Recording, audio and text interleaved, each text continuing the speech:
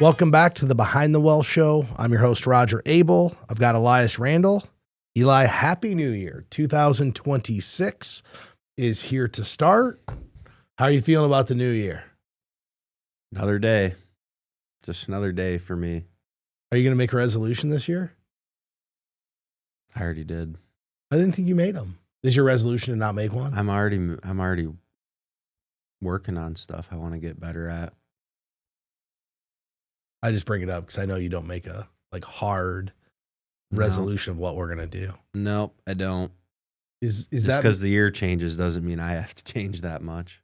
Well, the good news, 91% of the people don't fulfill the resolution anyway. So if you don't set one, you can't become a statistic.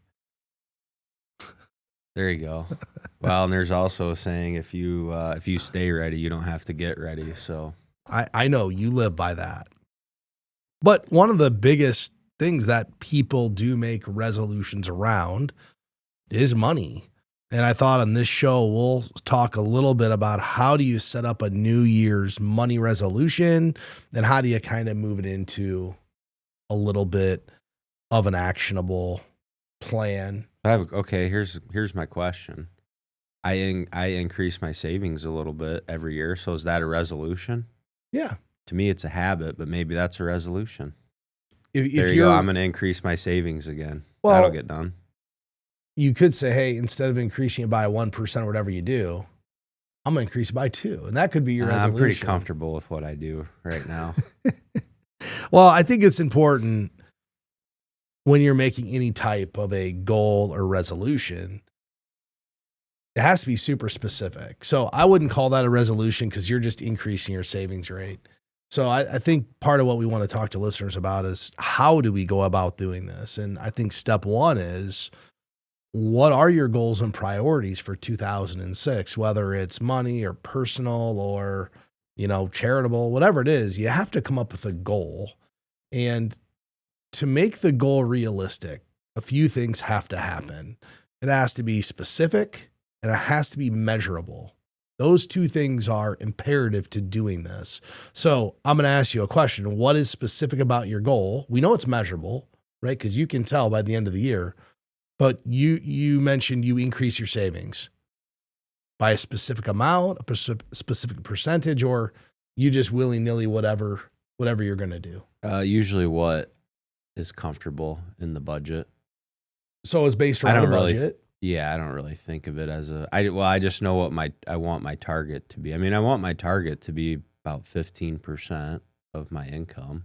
I mean, I'd love to save more, but got 3 little kids at home and our life's pretty expensive right now.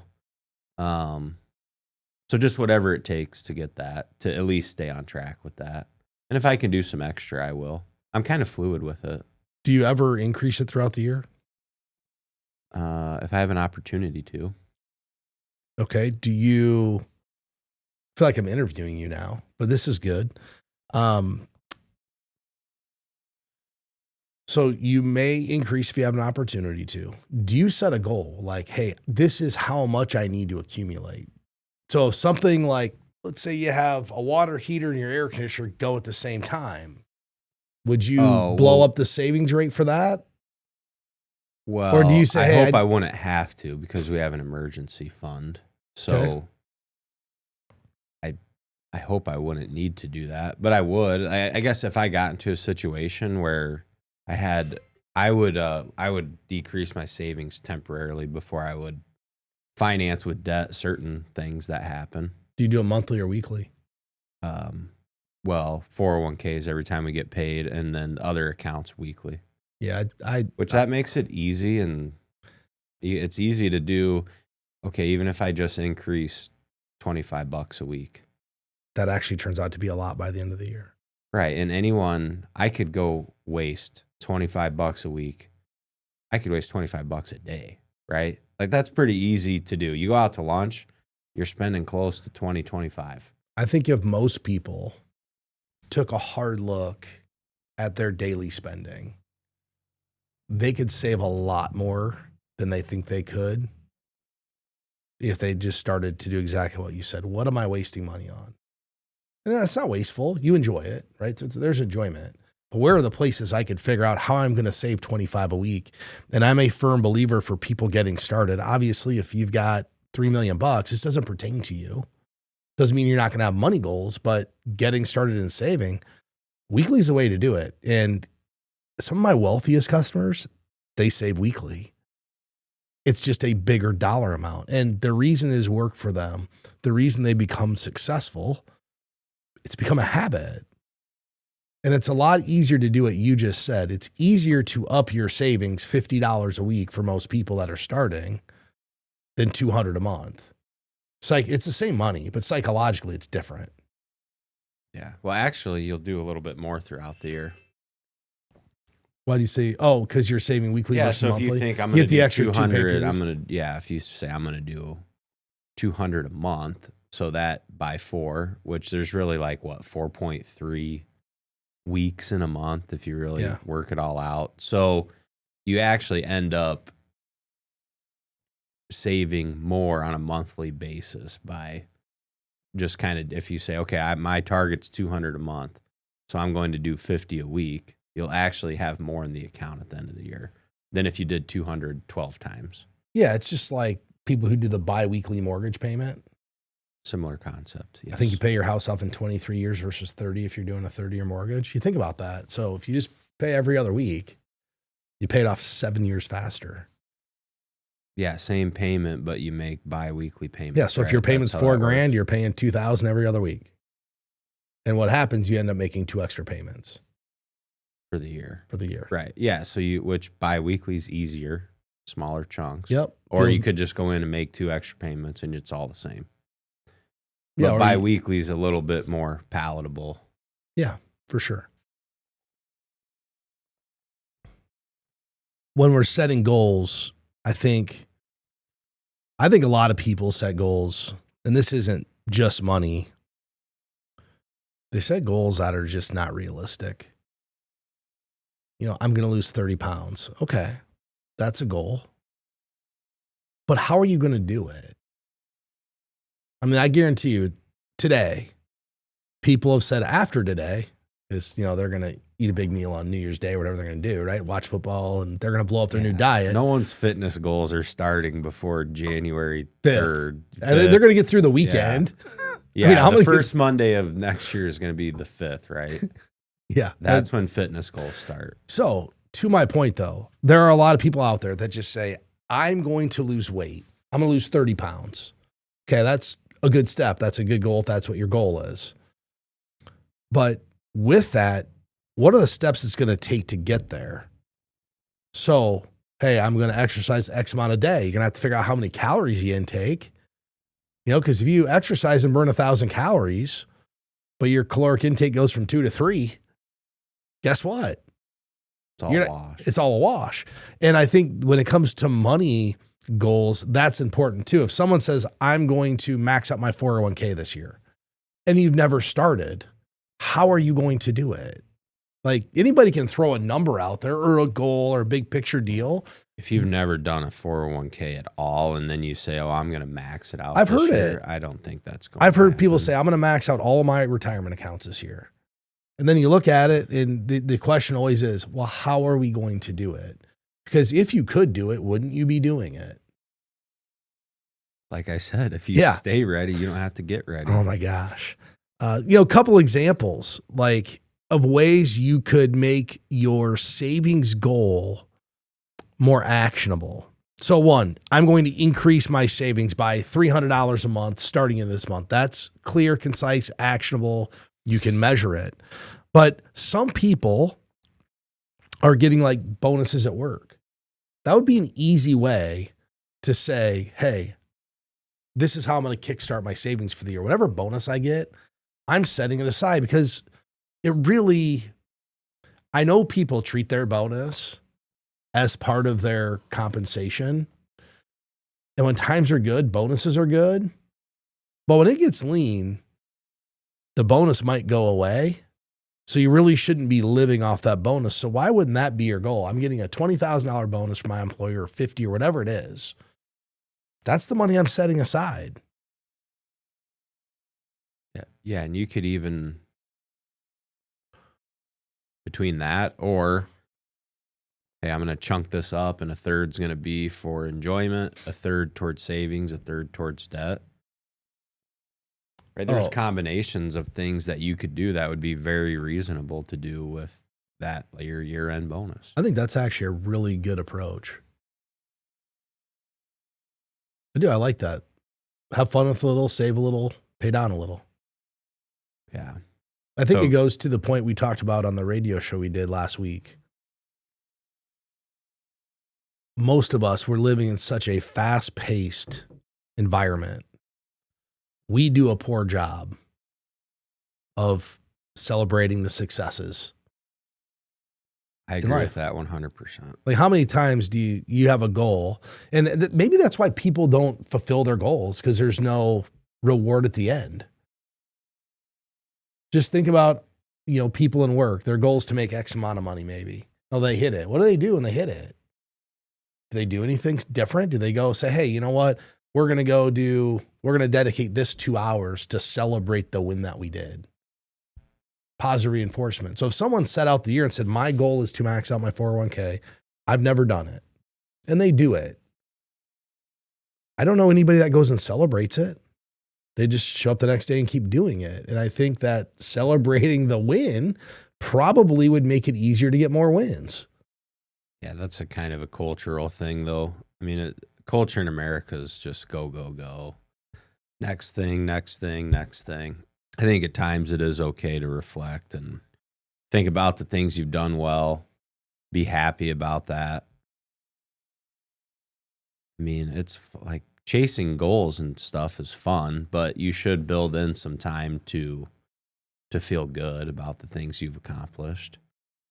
And it's okay to maybe holidays is a good time. Just like kind of slow down and reflect a little bit on things that have happened. I don't know, unless, hey, what's the next thing? Or like, you watch social media and it's, oh, the reason you're not getting ahead in life is because you don't have a side gig and you're not hustling.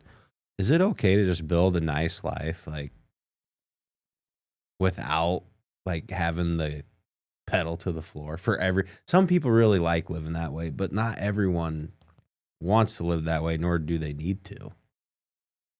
I think that's a personality thing. You know me, that is my personality. I don't stop for anything, and it's always what's next. But right. I'm as guilty as anybody about not saying, hey, that was awesome. I would just like keep doing stuff.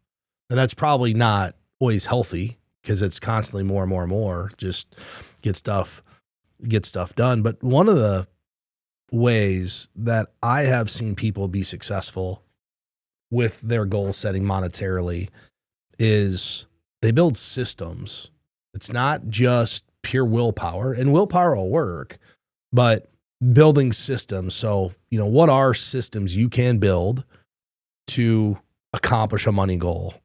I think the first and easiest is just automating the savings and the investment contribution. And when I say automate, it just happens every week, the same time, all the time. I'm sure that's how you do it. It's how I do it. Whether you automate it and put the cash into your account and then make a buy, or you automate it where you're actually purchasing an investment, I do a little bit of both. That way I get to choose what I buy with some of the stuff, and then some of the other stuff is just 100% set it and forget it. I think the other system to build too is when you're setting the goal, and if the goal is I want to save more money, okay, what are we saving more money for? Because more money is arbitrary. So in your situation, your goal is to increase your savings rate. Mm-hmm. I'm assuming you're referring to your retirement or your nest egg for the future. But some people, yes, long-term savings. That's your long-term savings. Some people might have a combination here. I know I'm retiring in 25 years, so I want to increase that, but I also want to do X with my money in 5. If that was a situation, I would recommend for a systems building, having 2 accounts. Hey, this is my short-term goal. This is my retirement long-term goal, and then automate it. That is the only way to make these money goals happen. Here's what I like about building out systems, because motivation is good for what? Like if you feel motivated, how long is that good for? A few hours. Motivation can't carry you to any level of consistency on working towards a goal, right? Which is, we talk about automated savings and investing plans. Well, you've built a system that builds a habit called dollar cost averaging that just works over time. You don't have to get motivated and, okay, I'm going to put $25,000 in my investment account today. It's just, you can chip away at it throughout the year. And it's, which, you talked about fitness goals. It's very similar, where I might be on my phone and I see a reel and it's like a coach or a football player, someone I like, and they say something and now I'm like gassed up, right? Well, now I'm motivated, so I go work out. But is that enough to accomplish any of my fitness goals? No, it's one event. It's only going to work if you say, hey, on Monday, Wednesday, Friday, these are the workouts I'm doing. This is what I'm doing on Tuesday, Thursday. Take the weekend off. That's the only way it works. You're building a system. Yeah. You made a comment. How many times am I going to see a reel of Coach Nick Saban that just really gets me fired up enough that I want to go do my workout? You made a comment like, it doesn't work just throwing 25,000 in. That will work. And I think I believe people that haven't got to their financial independence, the amount of money they need to be financially independent, I believe that they think people that have accumulated $2, $3, $5 million, and not from being business owners, not from inheriting. I'm talking about savers, right? I think they believe those people did it differently. I think they just believe those people made more money, so that's how they did it. And that's not how they did it. How they did it was they did it every 2 weeks through their paycheck. They automated their monthly or weekly savings. And when they had extra money, then they threw those big chunks in there. But if you look at most of their worth, it was built dollar cost averaging over a long period of time. There are a lot of, what's Dave Ramsey call it? The millionaire next door type people. Everyday millionaire? I think it's everyday millionaire, every day. Something like that. There are a lot of people that have become financially independent just with a few basic habits. But they had a system to do it, whether it's their 401k or other accounts. And I think those people also have had a clear vision or priority. People that prioritize their savings, I think, to me, is always a signal that being financially independent someday is important to them. And once you make that decision, that's a pretty clear priority. I mean, the steps to get there are very long and drawn out, but it's still it's an understanding of, I'm doing this because I want to be financially independent at some point in my life, whatever that target age is. So I think what happens, people that do these basic things right, eventually what happens is you end up aligning your money goals with your real life goals. And to your point, there's a lot of people out there that think, oh, so-and-so has X because of their income. You could analyze two different families and within a reasonable range, right? Like if you look at, okay, 100,000 a year versus someone making 2 million a year, not a fair comparison. But like if you look at two different families and maybe one was making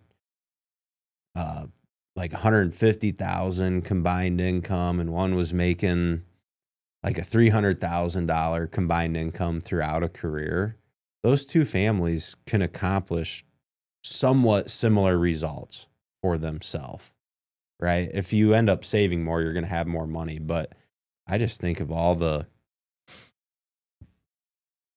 some of the families we work with, well, like I can think of specifically a couple that were teachers and administrators in schools, and they've built a lot of wealth over the years just by being diligent savers. Really not doing anything tricky, just being diligent and intentional. Dave Ramsey released like the top 5 professions that most everyday millionaires fall into. And teachers was in the top 5 of people who are millionaires. And I had this discussion one night with a colleague. I said, and he works with teachers. Like that's his market, is he works with teachers. And the discussion revolved around those people that go into teaching. They're not going into teaching to get rich. So they're not worried about keeping up with the Joneses. They're not worried about having stuff. They went into teaching because they felt a sense of duty or compassion or whatever they wanted to do to help these kids. So all of a sudden saving for them is easy because guess what doesn't get in the way?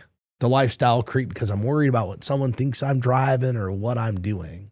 I would imagine there's a little bit of psychology of being a teacher where like it's probably easy to not try and keep up with the Joneses because like you don't have to, they don't expect you to. Well, right, and everyone knows. Yeah. Everyone knows you'll make a good salary, but you're never gonna make a lot of money being a teacher. Right. So I think it just becomes easier for them to say, hey, no one expects me to be a millionaire. Right. So I get to save and be diligent and do all these different things. And I think it's interesting how it adds up. And, you know, I've done a 529 plan for my kids since they were born. And I don't put lots of money into it. I pretty much just do what it takes to max out the state of Iowa to get the state of Iowa tax deduction. You know, it's a few $100 a month. I can't believe how much it's added up to over 9 years. It's amazing. Like, you'll be paying for private school out of state somewhere. I'll probably have enough. But here's what's really ironic about it. Do you know what I did to figure out what I needed to do before I started those plans? I went to our financial planning software. They have a college education expense program in there. Right. I entered it in and it told me exactly how much I need to save. So I started there. And then the program I'm on, automatic increases. So I increase it $25 a month every year. Well, do I even notice it? No. And people could do that with their 401k and it'd be amazing how much money they would save. And they're not putting away that much. But that is a really good example, I think, of there's a system that was put in place. We created a goal. The goal was, hey, take care of college education. 2, how much do I need to do? We ran a plan to figure out this micro goal within our overall financial picture. And then I literally just set it up and automated it. I bet I log into this account 2 times a year just to check up on it. Not really for anything more than I'm just curious, but it's just automated. And I think that those kind of things that happen for people reinforce really good investment behavior, and it can keep planning on. And it kind of hits on the next point. You should just set it and forget it, but review it periodically, because for me, when I look at those 529 plans for my kids, that's kind of the like kudos celebration. Because a lot of people are like, I'll do it tomorrow. I'll do it next year. Well, it's kind of like, hey, I did it and it's working out exactly. I mean, pretty much exactly as planned. And the other thing it does, it makes you very proactive if you need to make changes. So when I set those plans up, Elias, I originally set them up with the aggressive age-based plan. Well, now I have a daughter who's 9, and they'd started to roll money to fixed income. I'm like, well, I've still got, before they're done with college, another 13 to 14 years. Yeah. I said, why would I want to do that? So if I wasn't being proactive at least once or twice a year, I wouldn't have caught that. And I'm not micromanaging it. I'm just saying, hey, what's the progress and check up? And I think that's worked really well. And that's the same thing anybody who is looking at doing a money goal should do. Check your progress, but don't micromanage it. If you micromanage it, that's really how you're going to end up making a mistake. I think when you plan to review your goals and your situation, it's okay to be somewhat fluid.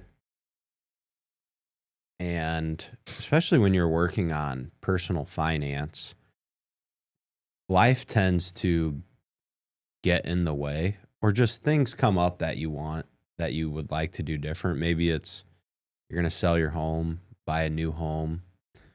Maybe it's a promotion at work. Maybe you're relocating, going somewhere. So I really like priorities, building out processes. I think when you review, it's okay to be fluid and dynamic and make changes along the way too. I think the big takeaway, if you're somebody's looking to establish a money goal, whether it is a big goal or small goal, they don't have to be dramatic to be effective. You know, people think that's at this big goal. Effective goals start small. They evolve into bigger things over time. So just really small intentional changes make a big difference. And I think the other takeaway is if we start to spend less time on fixing our finances, because everybody has something they're not good at. I don't care who you are. Most people have something in their financial picture that they're not great at. Instead of like trying to fix that, why don't you just try to fit it into the overall design? So here'd be a great example. If you're a Starbucks drinker and you're going every day, well, that's kind of what brings you joy, right? Like that's why you're doing it. It might be a habit. Well, maybe it isn't, I have to stop going to Starbucks. It's intentional to say, hey, we're going to make Starbucks a celebration this week and we're going to go Saturday and Sunday if we hit our monetary goal. So we're not giving up everything. We're just kind of flexing our life a little bit. And I think that's just a really simple example of ways to not try to fix your problem of going to Starbucks. Still get to go. You just figured out how to kind of work it into your lifestyle better. Is there a way to do both? That's a really great starting question on things. And when you're especially approaching your finances, I think, because if you think about people that prioritize, like pay yourself first, save some of their money. I mean, how many people do we know that are going to be financially independent, savings rates appropriate for their goals, and they go buy Starbucks and drink coffee? They can. They're doing all the right stuff. They go out for lunch. They go out for dinner. It is possible to find a way to do all these things. 100%. I think it really goes back a lot to Jonas's book he wrote. Which one? The one about lifestyle investments. Like what's important to you, and then build your financial picture around the things that are important to you. So I'll use him as an example. Their family values experiences. I don't know how many vacations they take, but it's a lot. But guess what they don't do? They don't buy new cars very often, right? They don't value cars. They live in the same house they've been at for 15 years. They remodel instead of building a new house. They want experiences in life. That's what's important. So they're building their lifestyle around it. If what's important to you is your house, okay, well, you build your lifestyle around that house. You might have to sacrifice the car or the boat or whatever else is out there to have what you want. But build your financial picture around the things that are important to you and your family in 2026. And if you guys like the show, keep tuning in. We appreciate everybody who listened in 2025. I think it was a pretty big accomplishment for the show. It was our 5th year. Really? We started in 2020 during COVID. Wow. 5 years. I think we've only missed like 1 or 2 episodes, which I'm actually even more impressed by that. That's pretty good. Good for us. Let's celebrate. Hey, you know what? I'm going to give myself a pat on the back. You know, honestly, Elias. Let's celebrate. Well, we kind of should. How many people have started something and done it for 5 years and only missed 1 show? I mean, I remember the first show we did. Wasn't good. I don't know if it's good now, but it definitely wasn't good in the beginning. I have no idea. I get a lot of good feedback on it. Yeah, well, we have So- fun with it. It's just a real life show and kind of give our thoughts and everything. So if you guys like it, do us a favor, subscribe, keep tuning in. We wish everybody a happy new year and a prosperous 2026. Securities and advisory services offered through LPL Financial, a registered investment advisor, member FINRA SIPC. The opinions voiced in this show are for general information purposes only and are not intended to provide specific advice or recommendations for any individual. To determine which investments may be appropriate for you, consult with your attorney, accountant, and financial or tax advisor prior to investing. Premier Investments and Wealth Management and LPL Financial do not provide tax advice. Please consult your tax professional. Economic forecasts set forth may not develop as predicted, and there can be no guarantee that strategies promoted will be successful. There's no guarantee that a diversified portfolio will enhance overall returns or outperform a non-diversified portfolio. Diversification does not protect against market risk. Rebalancing a portfolio may cause investors to incur tax liabilities and/or transaction costs, and does not assure a profit or protect against loss. All performance referenced is historical and is not a guarantee of future results.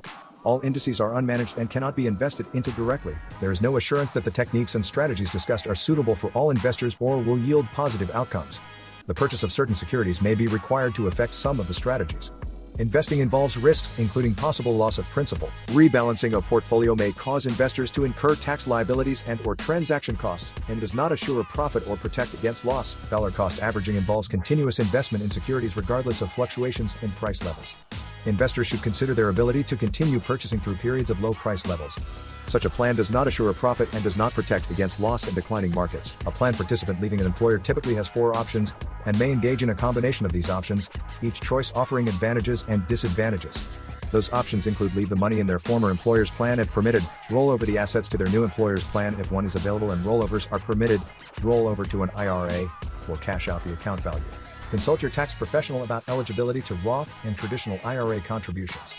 Contributions and earnings in a Roth IRA can be withdrawn without paying taxes and penalties if the account owner is at least 59.5 and has held their Roth IRA for at least 5 years. Traditional IRA account owners have considerations to make before performing a Roth IRA conversion.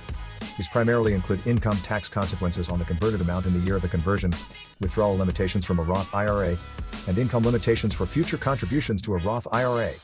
In addition, if you are required to take a minimum distribution, RMD, in the year you convert, you must do so before converting to a Roth IRA.